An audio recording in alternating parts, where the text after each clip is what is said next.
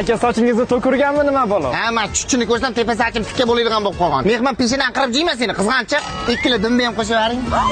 Kengizlar qanaqa mevalar kerak? O, mevalar importnisidan bering kakras 20 yillik qadrli mehmonimiz bor. Oho, 20 yil odamlarda betam qolmayapti. Siqilmang, mehmonni hurmati 3 kun. 3 kundan keyin ko'chaga chiqarib haydab yuborasiz. Betiga sopol tovuqday, bu nima aytishingsiz? Bejag'imisiz? Qani, mevangiz achchiq, gaplaringiz sassiq ekan, olmaymiz. Jon kuydirishga qaraganda toshni o'zini ruhidan kimdir kelyapti. Aka pista bodam zo'rlardan bering 20 yillik qadrli mehmon bor. 20 yil? Ha, kelin 20 yil mehmonni xizmati qilib mazza qilar ekansiz-da. Ha, kuling maymun o'ynatyapmiz, ha? Ha, aka yetib aytmang, bizni xotin odamasi jaqmaydi. Shokoladni shvetsarskiydan beradi. O'zinikilarga shvetsarskiydan qo'yadi. Meni urug'im kelsa to'rtta qurtlagan turchiy bilan kuzatib boradi. Nimaga aynan chipsini olyapmiz? Chunki bunda atirgulda hidi keladi, narxi ham hamyon bo'lib, yosh bolalarga ham allergiya chaqirmaydi. Kirlarni ham yumshoqqina qilib yuvadi. Voy, dazmol qilib